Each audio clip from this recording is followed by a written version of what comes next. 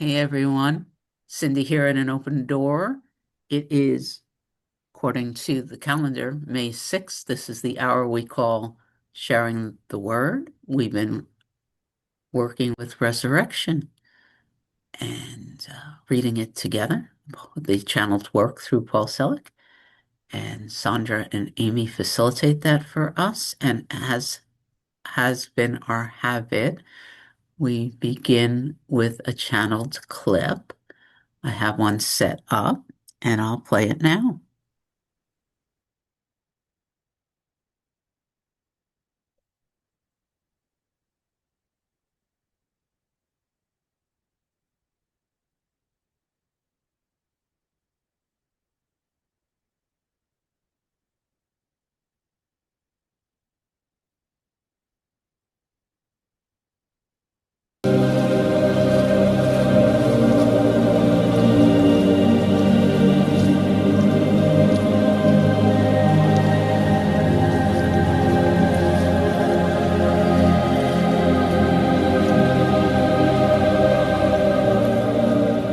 The invocation, I am in a new cycle, prepares you for the momentum that the cycle would offer and support you in the movement through the old that may still be standing in the way.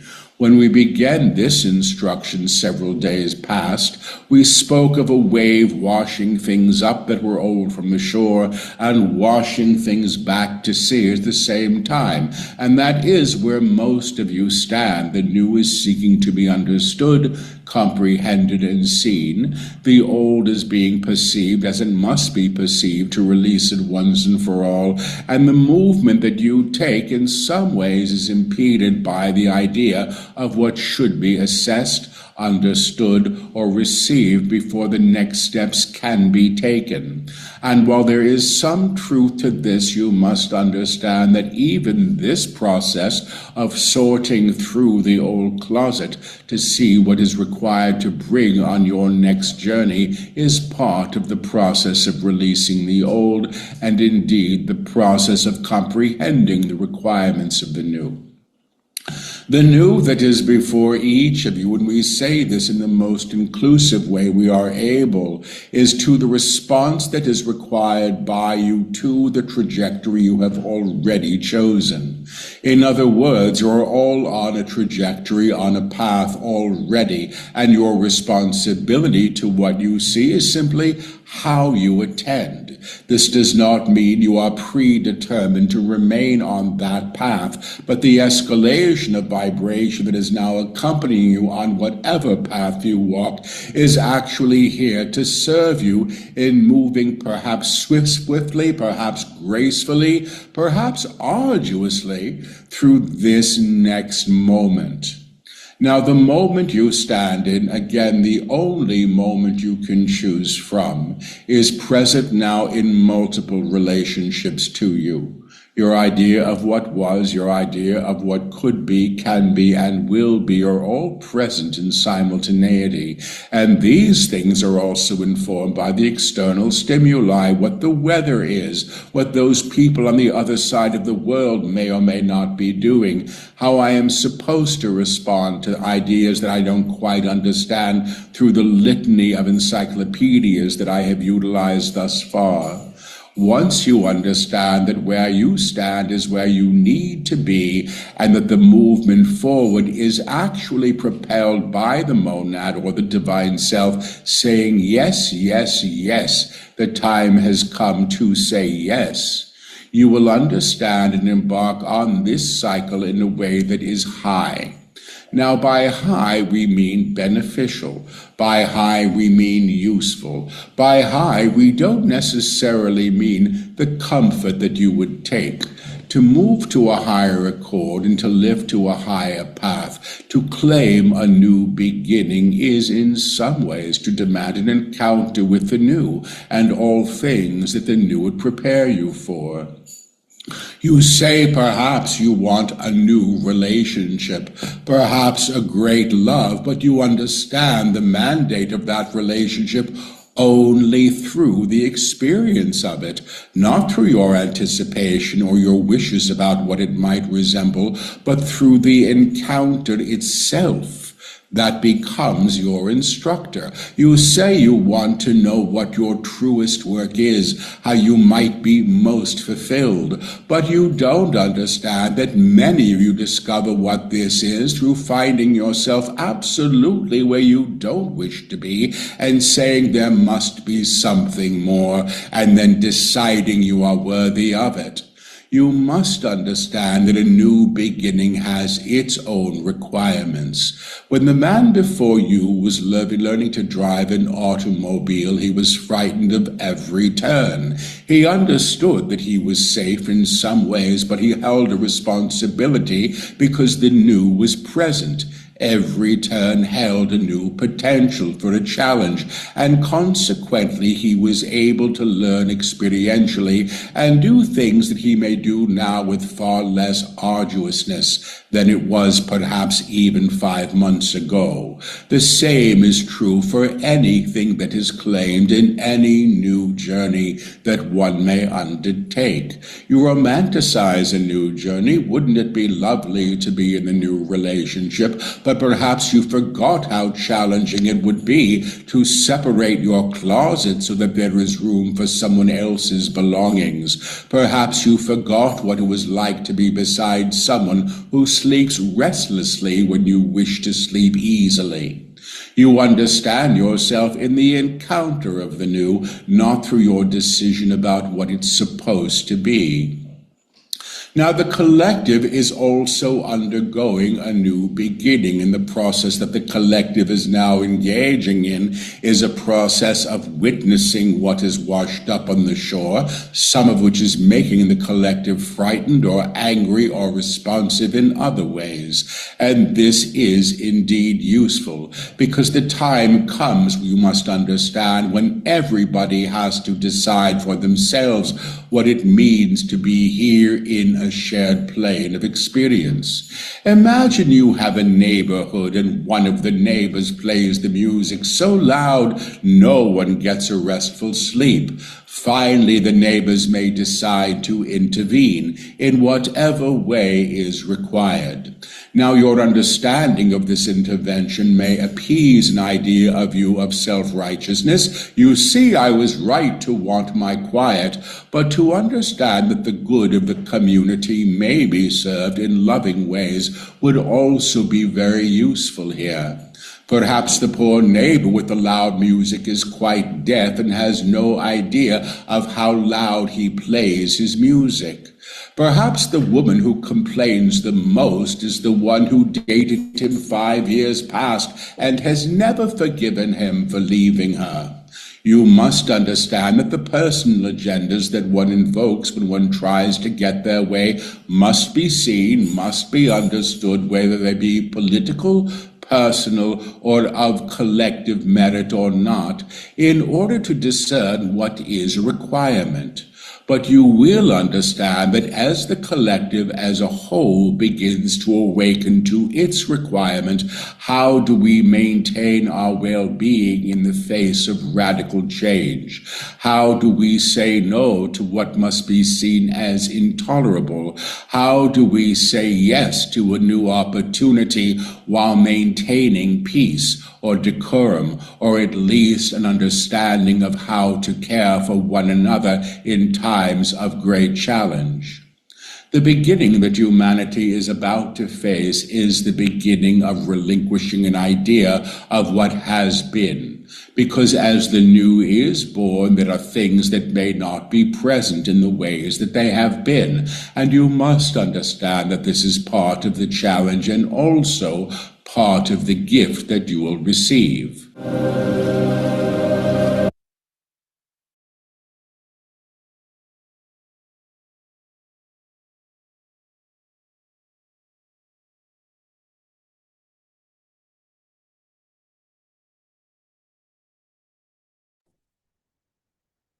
Good morning. Amy, are you leading today or do you want me to? Um, I would love it if you would lead. I led last night and I usually do twice a week leading, so it's fine with me if you'd like to take this. Okay, just jump in when you want. Okay, I'll keep track. I just want to say that your lesson last night just stayed with me all through the evening, and it was quite beautiful.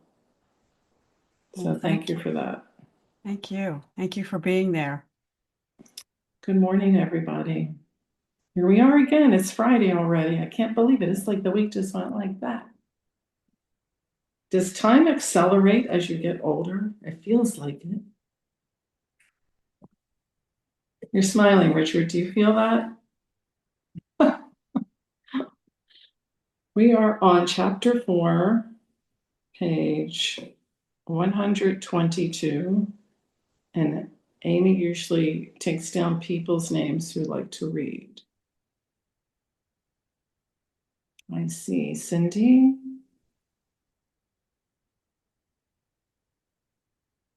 I'll read. Amy. Patricia usually reads. Patricia, you want to read? No? No? Okay. Well, I'll read a little bit also. Okay. That should get us started. All right. Perhaps May will read for us some she likes to read. Good. I'll put her down. I'm just throwing her name out there. I don't know how she feels about it. Josephine is a great reader too. If she has the book, she's a good reader. So any comments about this particular audio that we just heard from the guides before we start reading? I thought about Cindy in this one. I watched it the other day, and it reminded me because Cindy's always saying, "Oh, she'd really like a significant other in her life." And then I thought, well, when he's talked about how you may think you want that, but you haven't thought about the fact that you have to share your closet with someone, or that you may want a restful night's sleep and they're tossing and turning. So just to add a little humor there. Yeah, I thought of that also because my husband snores.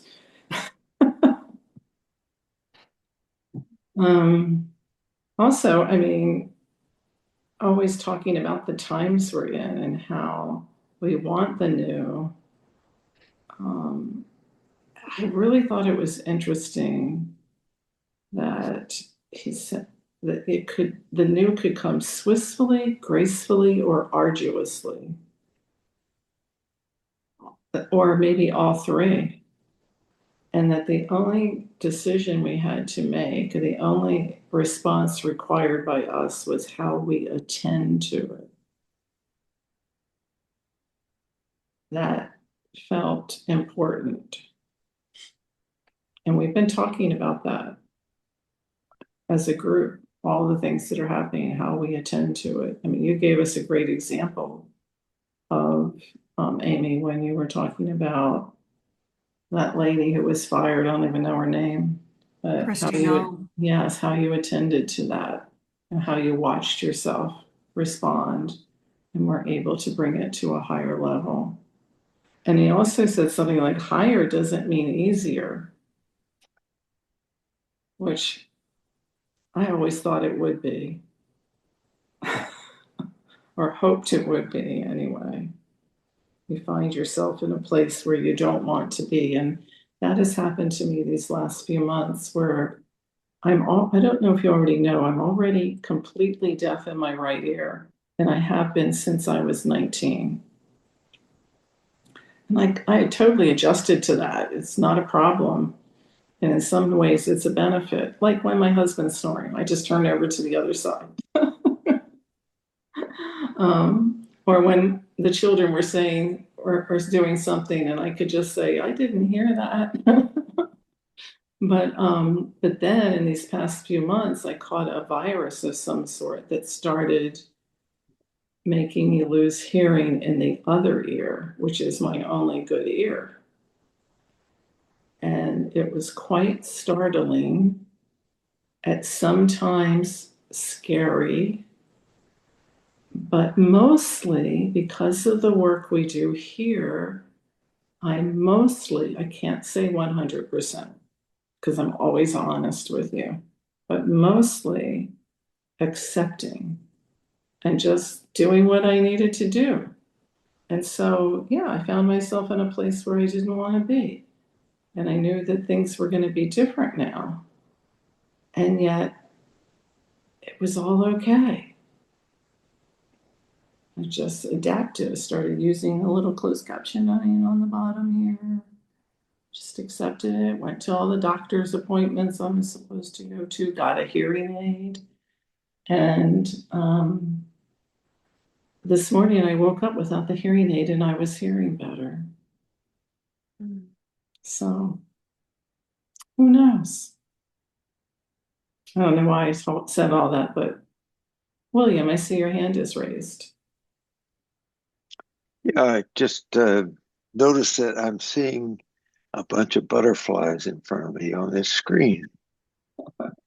And such a nice feeling. That tied in and out is both in one and all. And the butterflies, which is it in the middle of being the caterpillar or the butterfly or the in between? And then coupled with that is I have the memory thought of the quantum mechanics physics. It's the creative power of attention. Wow, what a that's like being hit. Just a great big wow, wow, wow, wow, wow. It's like the sun. Oh, where'd it come from? Wow, that is, oh my God. So there's that butterfly. Oh, where did it come from? Well, it's like all the transitioning, it's back and forth, doesn't matter. Wherever I look, there's a butterfly or not, it's in the middle. It's just all so okay the way it is, way it is, way it is. I just am so aware. I just feel panache. I feel everything. It just like I cannot not be here now, be here now. It just feels like, yeah, yeah. And so I just, nothing to say really. I'm just being, thank you. Yeah, it's like a space. It's just, I love my chuckle. I don't have to make sense of anything. Yeah. John, I just love it because when John speaks, I find, oh, I'll take a back seat. I'll just listen. Yes, I agree. I love your chuckle too. Thanks for thanks for the chuckle, William. Thank you. I appreciate that a lot. And the creative power of attention, it came to my attention when we opened the meeting and Sandra says, the first thing I heard basically was, "Oh, I just had a realization." And then I thought she's talking about captions or something like that. But just having a realization, it's kind of it was the opening shot. Because that's where we're all here, for realization, for insights and stuff. That's how we change it by getting that. So having the creative power of attention to be open to that, to say yes, yes, yes, and comprehending the new with the idea that there's insights coming my way. And what an exciting adventure we just started on, and the butterflies are flapping. Anyway, I'll stop flapping my lips. So I just wanted to acknowledge that, that this comprehending the new and how to attend with a yes, yes attitude, that there's stuff coming my way. Thank you, folks. That's beautiful. When you said about the butterfly, I had this image that came in that the whole world is in this chrysalis. Is that how you say that word? In the goo. And it just gave me this hopeful feeling that there's going to be a giant butterfly. So I think, who reads first? Let's get on into the book. Cindy's reading first. Thank you. Chapter 4, Freedom. Day 10 continued. We are with you now as you journey forward, as you see what you see before you with new eyes. We are with you as you walk, and we encourage you on this walk to remember who you are and can only be in truth. The divine as who and what, long this teaching, has been made manifest in the energetic fields of those who hear these words and align to the very truth of them. At this level of alignment, what you claim is non-negotiable. And we will say what this means. This is a little bit of God. That's a little more God. That can no longer be claimed. The triumph of the teaching, ultimately, is reclamation of identity and manifestation of form. And the denial of the divine, vanquished at this level of triumph. The divine is risen and resurrected, can now be sung by humanity, one and all.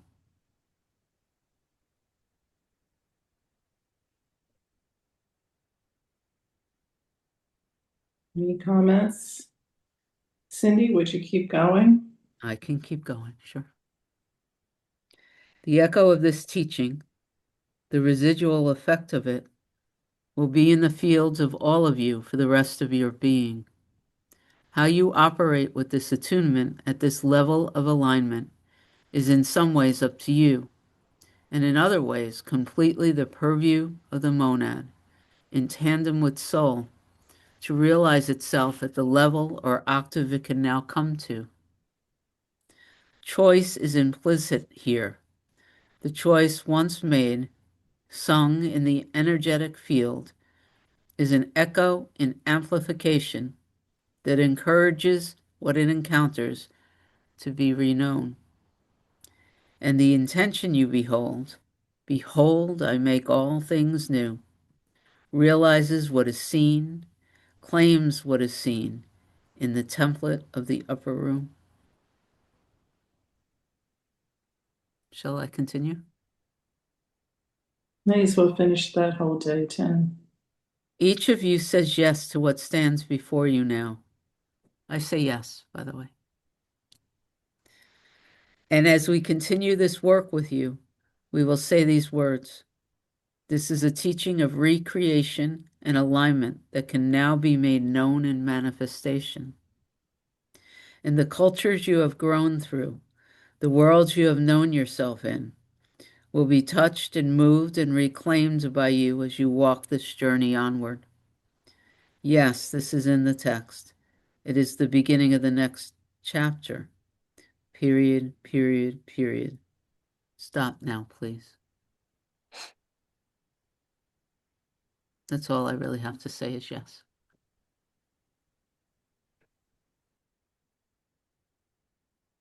That line that William has been talking about how wowed he is by quantum physics in this line. This is a teaching of recreation and alignment that can now be made known in manifestation. That's exactly what that is, I think. Patricia.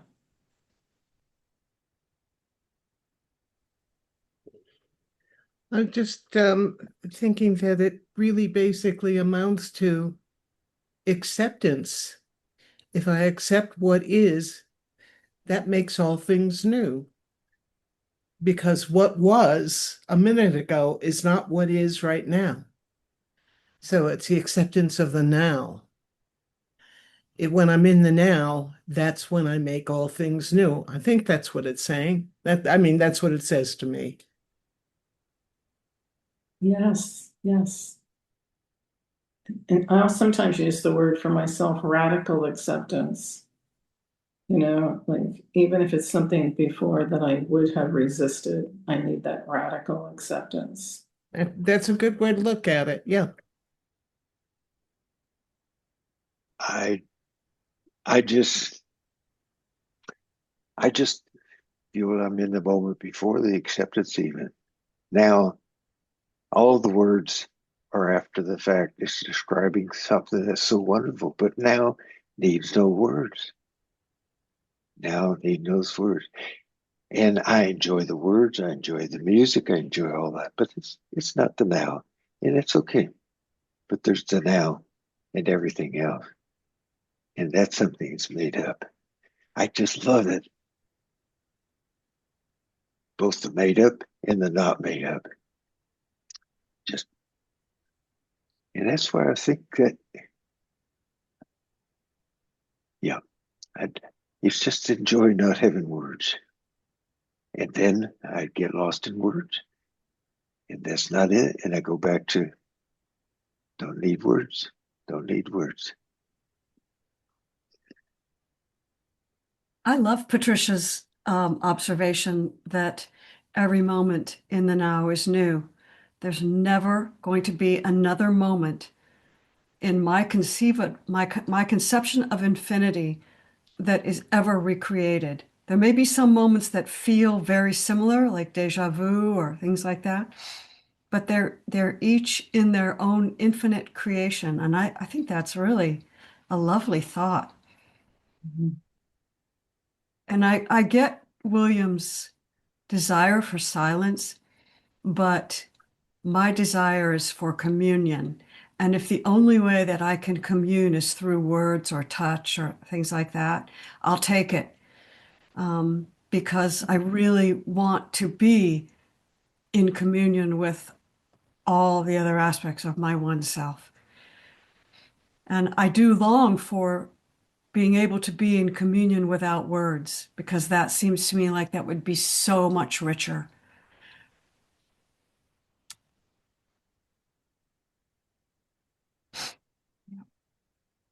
I feel that here sometimes too, Amy, that communion without words.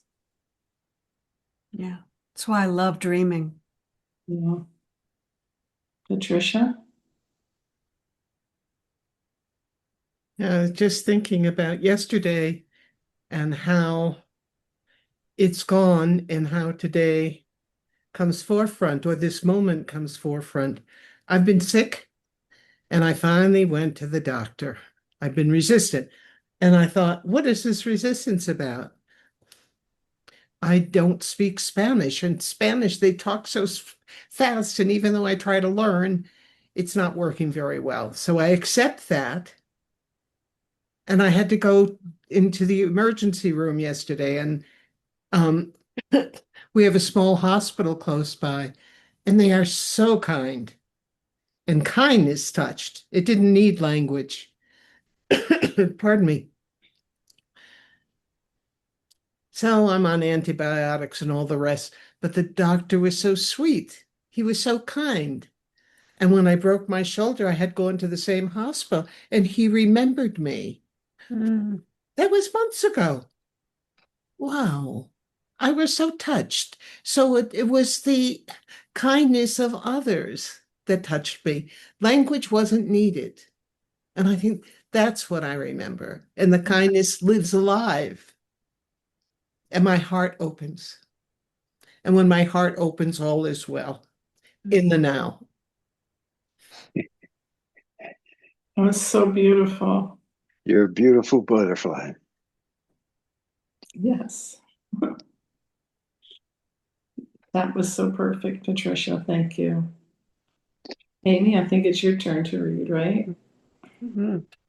That's extension in A Course in Miracles. That's extending the love of God.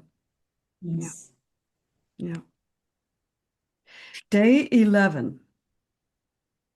When we speak to you about what will come, we are looking at probabilities.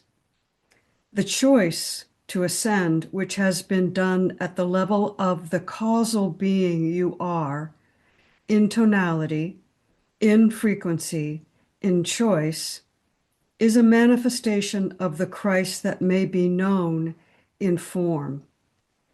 The choice to align at this level of agreement has consequence in the life that you live and in the world that you share. The choice to embody, which is to realize this manifestation, again comes at cost. The choices that would be made in fear, perhaps convenience, the choices that would be made in anger or in deceit will be reckoned with. And this is true for each of you and all who hear these words. The teaching of, oh, I'm sorry. Keep going, Oh. keep going. The Till you feel teaching, like stopping. okay. The teaching of the day is frequency and alignment beyond an idea of what you could think or conceive of as the small self. The touchstone for you now must be experiential. You are no longer looking for the answers written on the walls, but the experience of the wall itself. And the wall itself in experience releases the need to be a wall, and you step forward beyond a separation that you have utilized to be in comprehension of a reality. Comprehension of a reality. Understand that phrase. To comprehend something, to give it meaning in understanding, a relational way of being in engagement. To comprehend a reality also implies that there are other realities that may be comprehended, and this is where we take you now.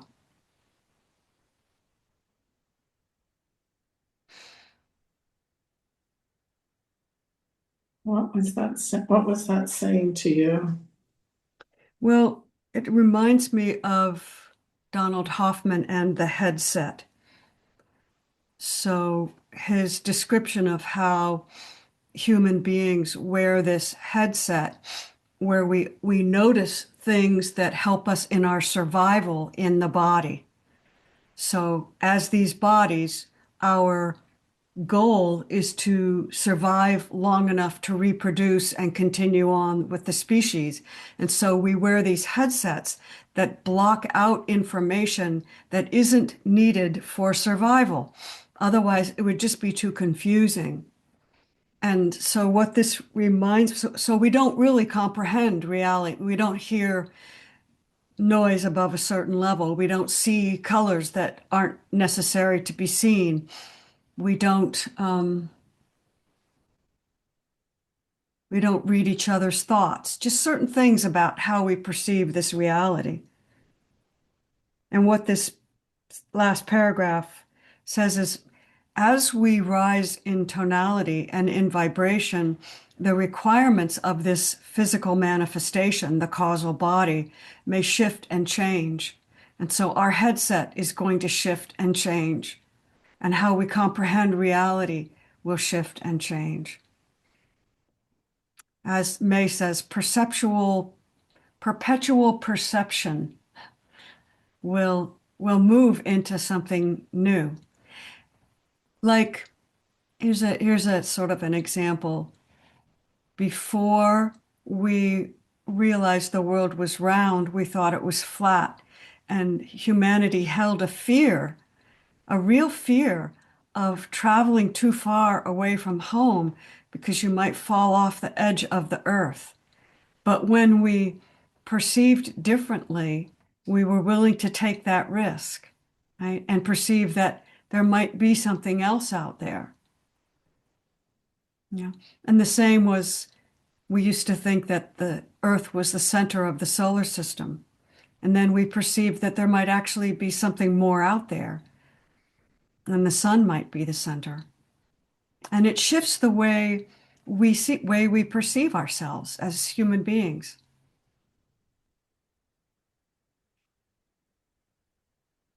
What really came out for me was the touchstone for you now must be experiential.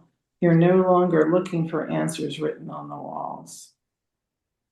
And your example just kind of confirmed that. Like Columbus had to go sailing across the sea and find out, or we had to have these big telescopes that showed us where we really were in the place of things.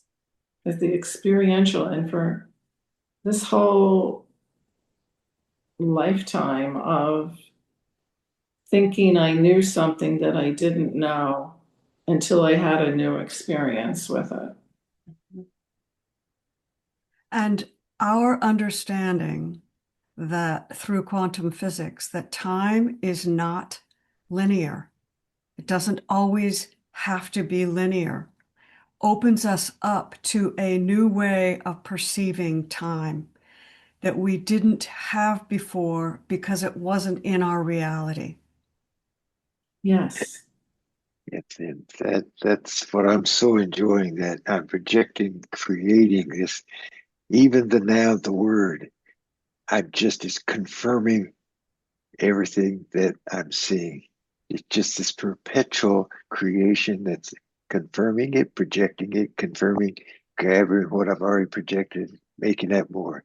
And it has to know that I'm just a little blip in its one big projection.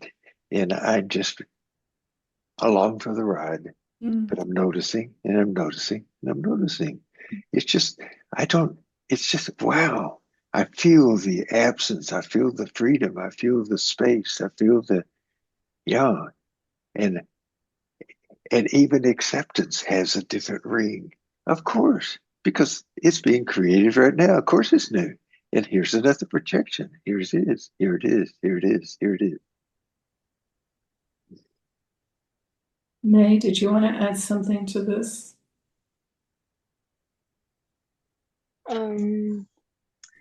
Yeah, I was just thinking about like being what we seek. Like you are what you seek, in a sense. And in like that kind of alignment, things just kind of it's the lessening of resistance to experience, I think, that opens the door to the seeing things new, which is a constant unfolding because experience is constantly unfolding and expanding on itself. Yeah. Just mulling it over. But also like letting it just bathing in it. I think the next paragraph will take us more deeply into what May was just saying, and it's Sandra's turn to read. Okay. Now, choice is essential. We are not disregarding past experience here. We are actually utilizing it. You are not forgetting who you were. You are re-knowing who you are. And the information from history that is necessary for you will always be available, but far less available will be your attachment to it. What should be, what must be, in order to conserve an identity or a template of reality that is actually now in motion. When you look at your world and the level of confusion that you are all experiencing, you are looking at a reality that's in flux. What we thought was so is not so. What we want to be isn't so. And what is so? And you grapple for kernels of truth within the lies that you have been aligned to. That's another wow.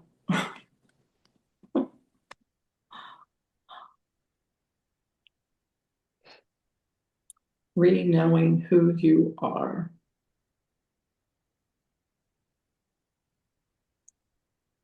Yeah, because we aren't really conditioned to think about things in infinitudic terms. Like it's all very scarcity, it's all very like everything is ephemeral, and it is, and that's the exact point. And it's our attachment to whatever it is. Like this last weekend, I lost the most beautiful. It was like an old blue fossil watch. It was the first gift my mom ever gave my dad. My grandma gave it to me like a couple of years back, and I would wear it. I had it tied with lace, so it just fell off. But I was like, it was my favorite thing to wear. It was like a big, beautiful blue eye, and like in the past, I think I would have like totally just like freaked out more. But I was just like, it goes on and it lives its own life. Like that is exactly like in the grand scheme, like like, because I think before I was so tunnel vision, like, and I noticed like my pupils get a lot wider too, which I'm like, maybe that's just like I've been interpreting that as kind of like a portal to spaciousness in a different kind of sense. Like when we're looking at the sun, we kind of our pupils get really small and we're able to like, but then like in the darkness, we need to like have our pupils dilate and get big to like be able to funnel in more light. It's all kind of, yeah, it's all informing itself into, and it's completely our perspective that is going to propel, because we don't know what's next. I don't know what beautiful things are next. And like it just, everything is just, it's arising and it's all just gonna like fall. Like nothing, none of it's real, but it's all so real. And how beautiful is that? Like if we could get the world to dance on that, like oh my God. I love that example. It's like when it says here we have templates of reality that we think things must be, and all the objects that we have that we give so much meaning to. I've given everything all the meaning that it has for me, right? Gave it all that meaning. Now you can look at it differently. And there's templates, there's structures that they're almost, sometimes for me, I didn't even know there was a structure there. And then I see it. And then it can be either deconstructed or just made new. And my example of my hearing, like before, I would have freaked out. Like, I'm going to call Johns Hopkins. They operated on my ear before. I'm going to go in there and I'm going to get I'm going to get a cochlear implant. I'm going to do this. I'm going to do that. And then I just let all that go. That was the old way of looking at things. And yeah, it's so peaceful to live like this. Yeah, to live in And to like just expect the next thing to be exactly what you need. trust. It's such trust. Mhm. And in trust constantly is like informing, like when you actually like let it happen, it is so rewarding. And it's like in ways that I never would have even like comprehended. And that's exactly the point. And when you Exactly the think point. about words, it's like what William was talking about. It's like the word now. It's like the word acceptance. I mean, it's living in the world of I don't know. I don't know. We'll see. But I do know who I am in truth, which just allows me to settle into that trust. Mhm. And with all the potentialities of what could happen next, know that for my greater good, that's all I care. That's what I attend to. I It's want. also, it's like these words, like trust is such a beautiful word. And it fills our hearts when we say the word trust and what that means. And it's like language itself. We can choose what word we choose. And when I choose the word trust and I choose the word now and I choose the word I don't know, well, that's more than one word, but you know what I'm saying. I'm choosing those as this person, right? Excuse me. As this person, as I am riding around in this human suit. And that invites me into the unknown. That invites me into all there is. So language has a purpose. And I simply, love the word you're using, invites me, It's not, yeah, it's like, it's an invitation, not a bad thing. God is good. Can, can, can I just share something just occurred to me? That just as my body needs the next breath, so does my identity need the next thought. So similar. I just saw that. Yeah, here's another breath, another exhalation, another breath. Just as my identity, another thought. Oh, there's another thought. Let that one go. Now here's another thought. That identity is so similar to this body needing that next breath. Wow. And because in the now, there is no body, there's no identity. And then I make it into the next identity, the next thought about that, and about that, and about that. Just such freedom. So much freedom. And that's not the now. That's my identity, a call now. I make the now into another identity. Here's the next thought, another way of looking at it. Oh, I like that metaphor even better. Anyway, just feel the freedom, and that's not who I am either. And that's the title of this chapter, freedom. Freedom. You grapple for kernels of truth within the lies that you have been aligned to. And we're dropping those lies, challenging those old beliefs. Okay, one more paragraph. Now, when we speak of these lies, we are not speaking of a particular edict, but a way of being in the world. A way of being in the world where your ascension or idea of self in a higher template has been precluded by a belief that it could not be so. And indeed, that is a lie. Now, when you learn the truth, essential truth, what is true is always true. Cindy's always saying that. What is true is always true.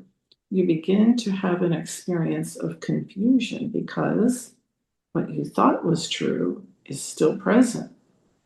Imagine you stand in a room with mirrors. You have used the distorted mirrors so often that you appear to yourself in distortion and indeed agree to it. Where there may be a true mirror in the room, you might disregard it because it's not what you were expecting to see. That's kind of what Amy was telling us with that headset. We don't see everything. Okay. The rational mind, the self that you understand yourself through, will make excuses. Well, this can't be the right mirror. Everybody else says the distortion is true. In this process, you are facing the true mirror, and what was never true comes forward to be seen, to be released, so that the true reflection may maintain itself. What do you think of that? I think it's a really interesting explanation, and it's something that I think is going to sit within my sort of unspoken awareness, and it will come up for me. I'll remember it at some time when I least expect it. It's kind of how that comes to me. And it also comes to me that just what's going on in the world, where so much is in upheaval, and things that we thought were true, like our statesmen are good people and capable people. And now we're finding through the Epstein files that all these people that we held in high regard are no longer worthy of it, or that our alliances with other nations are coming apart at the seams. And the world order, quote unquote, is shifting significantly from where it was when we were growing up. And what will the new world order be, and what will its values be?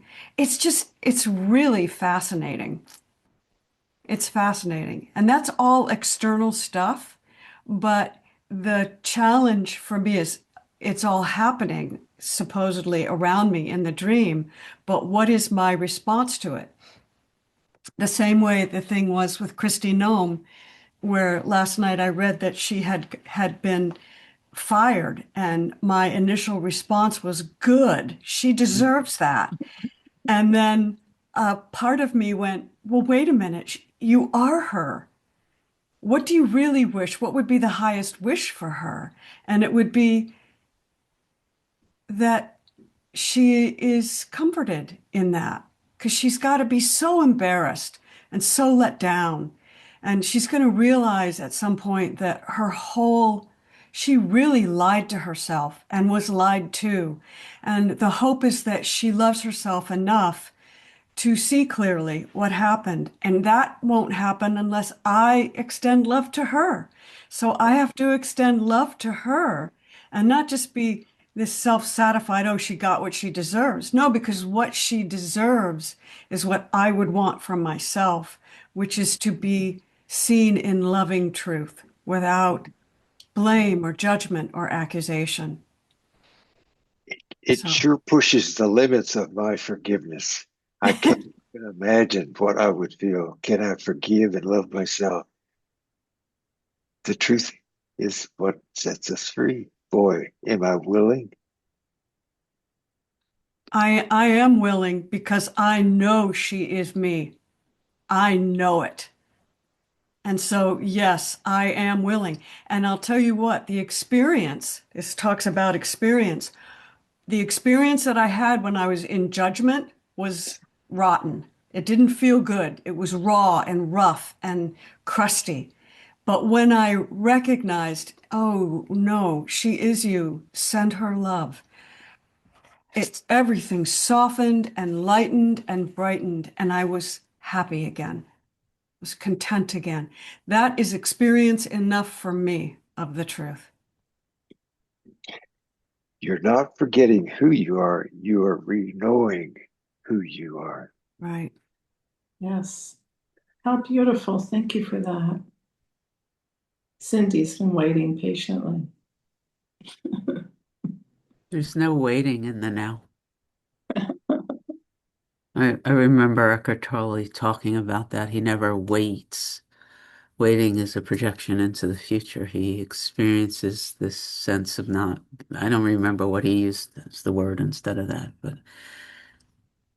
I can experience my inner body while I'm sitting here, allowing.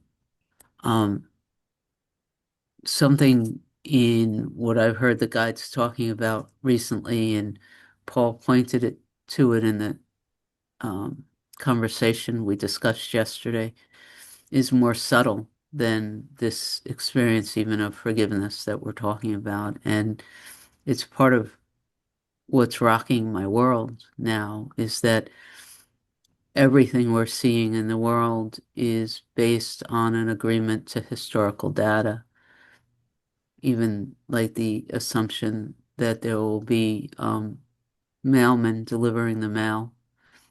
Or I had a friend who literally knew that she had this experience recently where she was driving to the supermarket and I don't remember the names of the streets.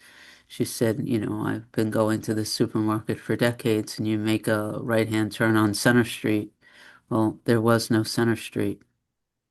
It's not that she missed it. It's that the map changed, that the landscape changed.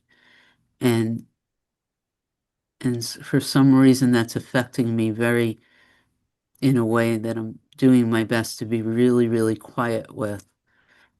The guys have been talking a lot lately that the common square, the way governments are formed, what education looks like, what religion looks like, all of it is based in historical data, and it's all coming up to be reclaimed as something new.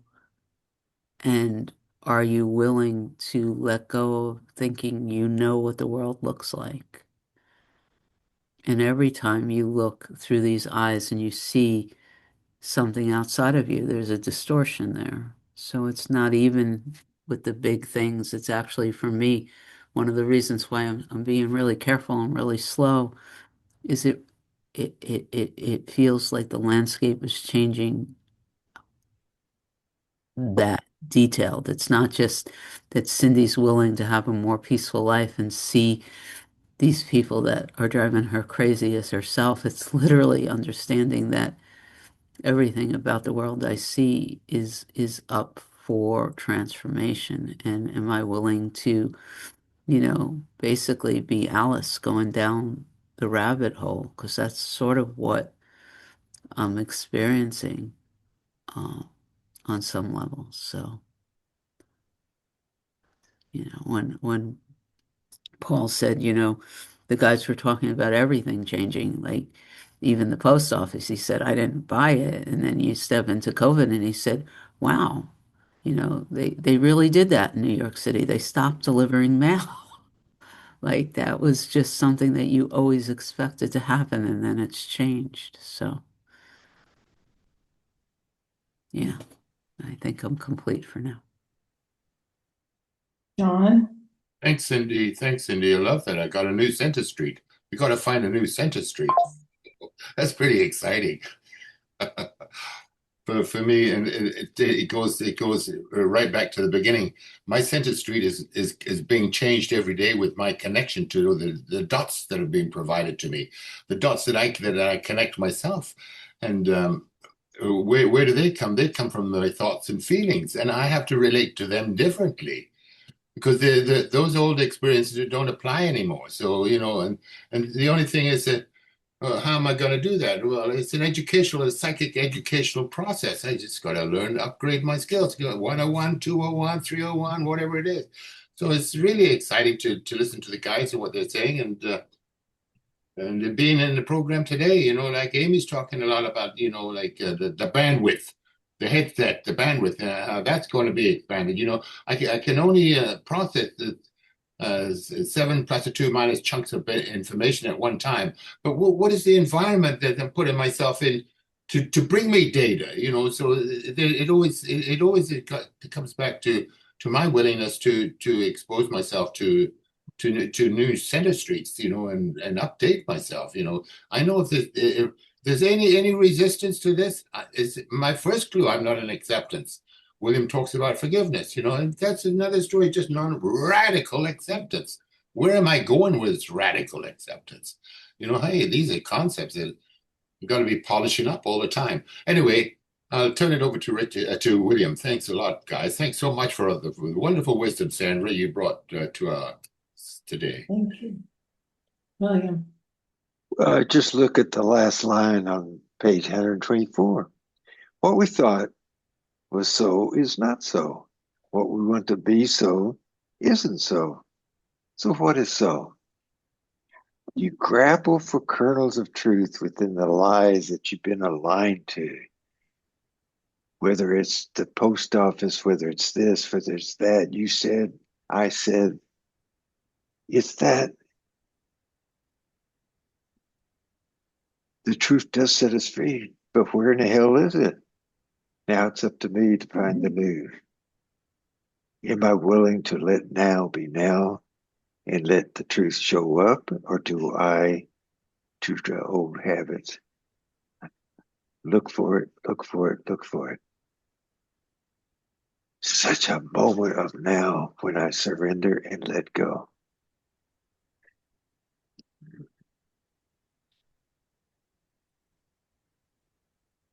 I think May is our next reader. Is that right, Amy? Yep, she is.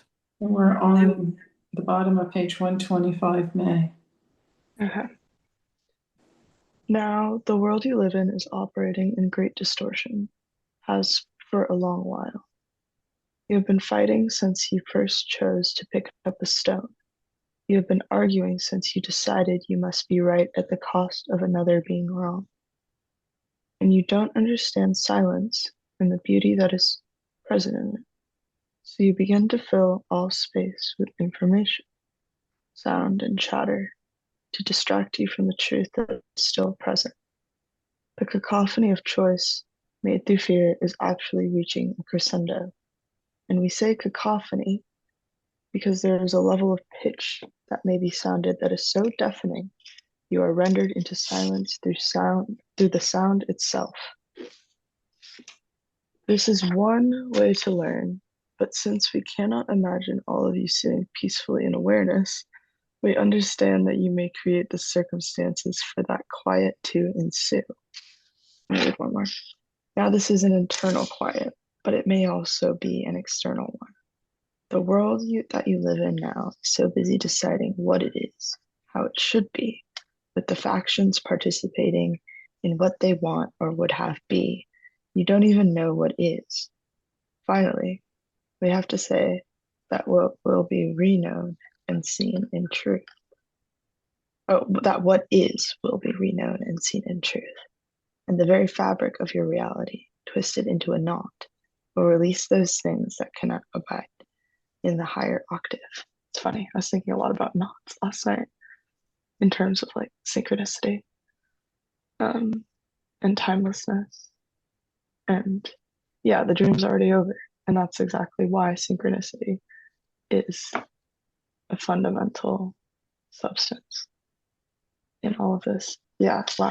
It's funny, it's talking about sound again. And Sandra, we kind of started off thinking about like deafness. Yeah. Internal and external quiets. Wow, Mhm. it's really, I don't know why, but AI is coming to my mind here. That is just going to speed things up and speed things up and speed things up and make the Oh yeah. cacophony even louder. I feel it already. Like I feel it internally in my body. Like just like the way that like associations and connections are being made. Like I feel like but like it's almost like triangulation in this sense where it's like these woven knots have already occurred or like or are going to occur, so then like information transference into a collective dream is like way more. It's just like the swelling and of like of the collective dream, but it is, Mm. yeah, I don't know. I had this really hopeful experience that I think I want to share now. Saturday night, I was at my daughter Katie's, and there were all these different generations there. My husband and I, the grandparents, my daughters, and the grandchildren. One of the young men that was there is 20 years old, and it was his birthday we were celebrating.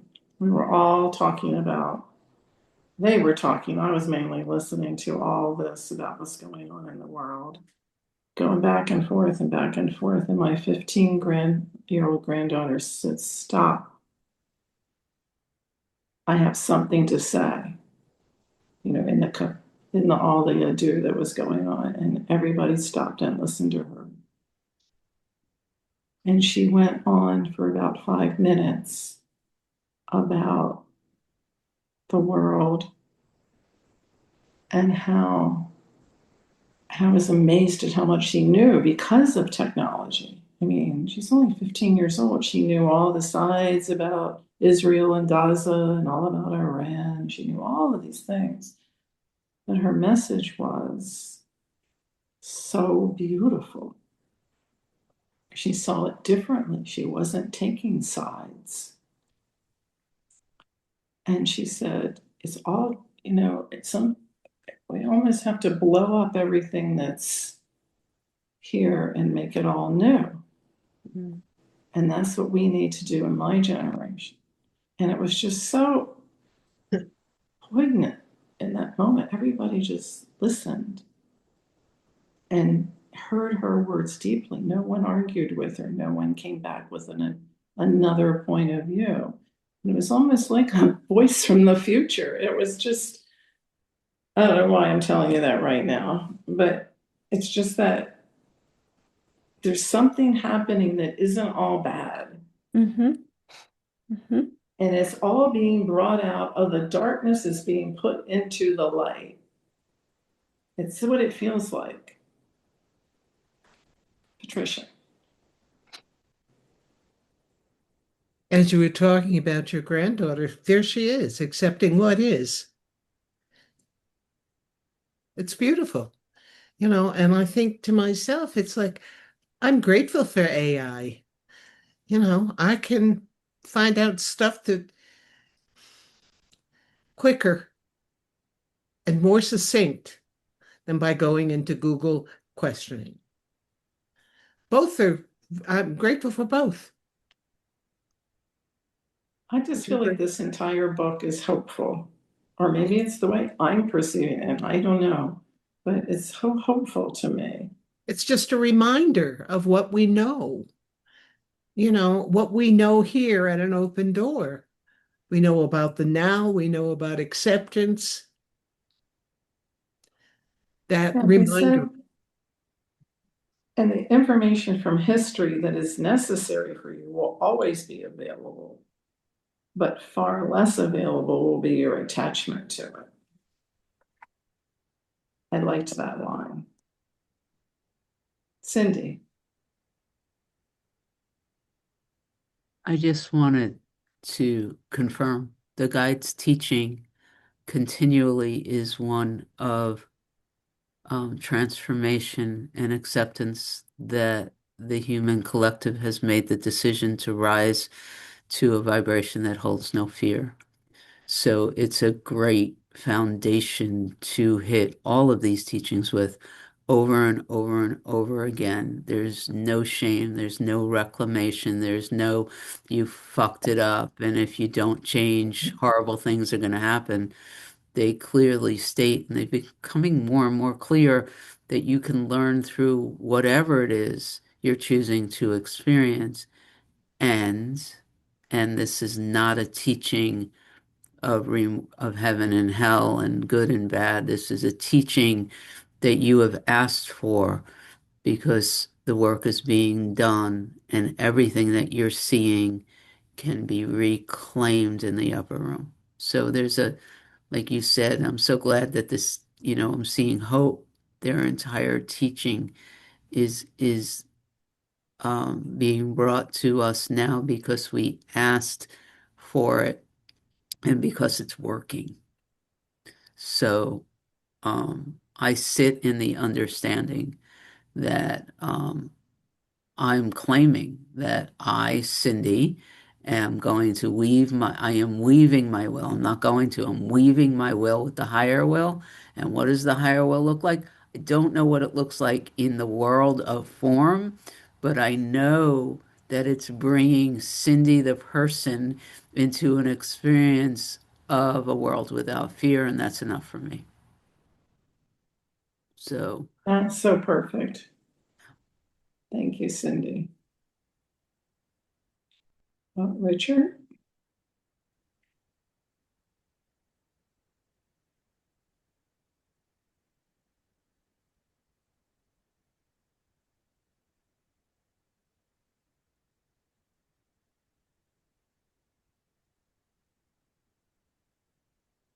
Can you unmute him? What I Cindy. wanted to do was send a heart to Cindy because I really resonated what she said. I really have nothing, I wasn't motivated to speak, but since my hand was up, I guess that's the rule of the house, right? Once your hand goes up, you have to share. So, I love our discussion, and I love where they're taking us. I love their shares. I think everyone is understanding what they're saying. I tend to think that they're talking about a not physical entity, but as a collective, not a physical entity, a not physical experience.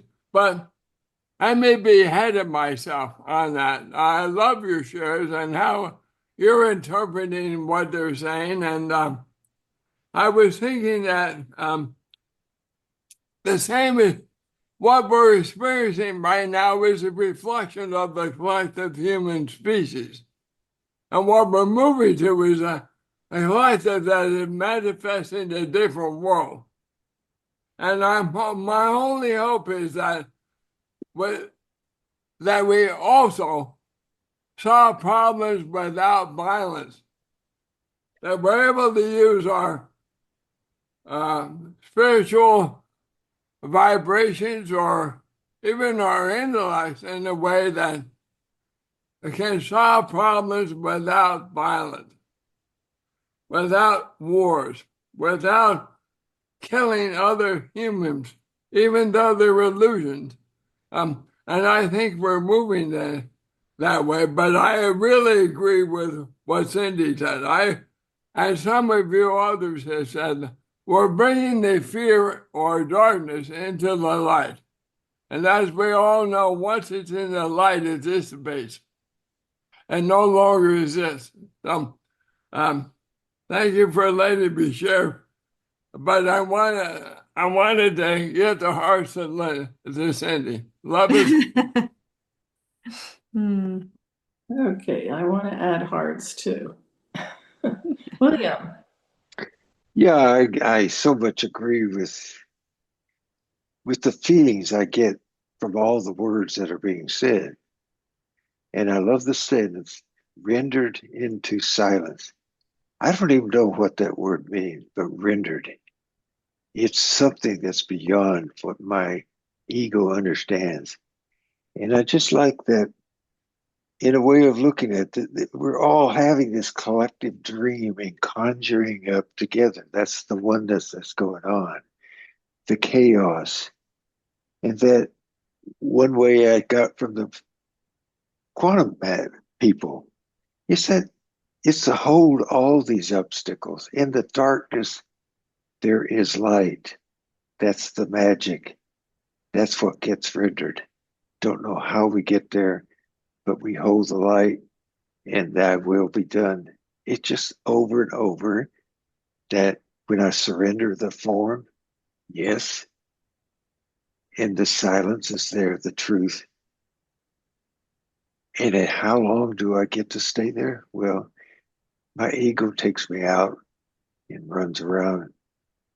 And that's all the conflict that we're observing, but we're all dreaming it up. And we're just confirming what we dream and projecting it, projecting it. I just see that now. It's that magic power. And I love the way I hear people say it's the superhero power that all exists, that attention, that what we pay attention to is what we then manifest and project and project. What happens when I go quiet and just be instead of projecting? So just wanted to say that. Thank you. I'd like to, now we're getting close to the end, to invite anyone who hasn't had the opportunity to speak. And I'm thinking I haven't heard from Rick in a long time, but I'm not forcing you, just if you would like to say anything. Good to be here. I'm having computer problems, so it's kind of hard to navigate these days on my system. But I'm loving the what we're reading. I identify with the walking into the room and the mirrors and how it changes, how my perception. I'm only going to see what I'm capable of seeing. And so, this idea of the word, you only know what you know, and you can't be something other than what you are unless you are giving certain information. So I've walked into rooms many times, and there were things in there that my eye did not catch on to. And it wasn't because I didn't want to, it was because it had a focus point of something other than. I've also have woken up and the world has changed. So this interdimensional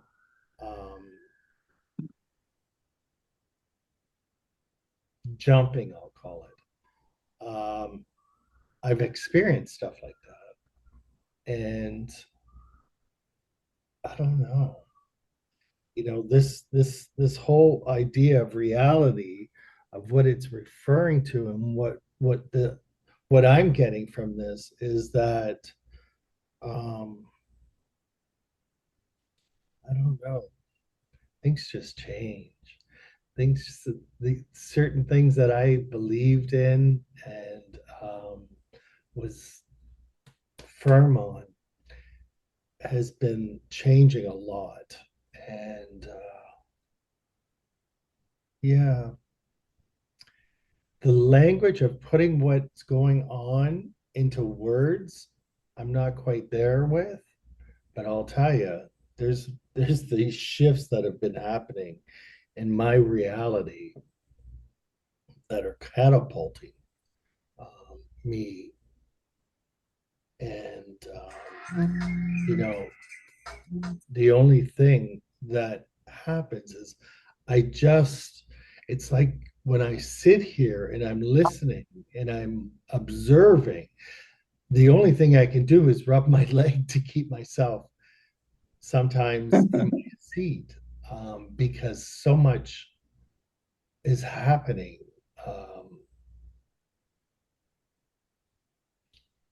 Here, like it's not here, but it's like I'm being pushed back somehow, or I don't know what it is, but it's all good, and I'm loving hearing the different. I love the readings. I do. I have to keep reading and going back through it because there's just so much in it. Anyhow, that's me today. Thanks. Thank you so much for sharing that, Rick. We love hearing from you. Josephine, you can close this out. Well, I want to say that I very much appreciated today's teaching,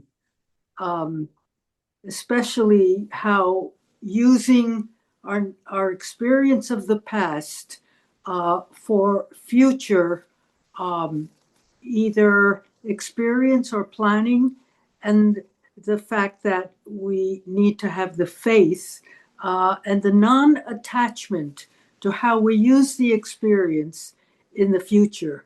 But I particularly am very grateful for the discussion that brings the teachings, not only of the reading, but of the course into the present manifestation of the teachings. The application, as the course teaches, is the importance of the learning. It is not the intellectual part, but it's how we apply in our everyday present lives. And the discussions today helped us do that. It helps in my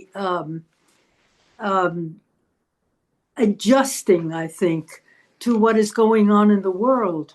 And our discussions help me draw upon more and more the teachings and how I react to, think about, and feel about what is happening today. So this is all to say thank you, and especially you, Amy. You always bring it up, and it really helps me refocus. Yes, thank you, everyone. So before I hit stop record, I just wanted to say that because you talked about the Course in Miracles teaching that we're going to be talking about on Monday, it'll be the whole section and there'll be more, but the words that I've written down that I'm sitting with go like this. Love is not an illusion, it is a fact. Your task is not to seek for love. We've heard this before, but merely to seek and find all the barriers within yourself that you have built against it. It's interesting because before now, when I'm sitting at this week, I never noticed the words that you have built against it. That somehow is lighting up for me. It's giving me this sense that if I built it, then I can let it go. And also this idea that it's in me. The barriers are in me. They're not in the world. They're in me. So I just felt like speaking that into this meeting because it seems sort of like Josephine said, these teachings are all the same, right? So shall I stop the recording? Do you guys want to say anything else? Man, I love us.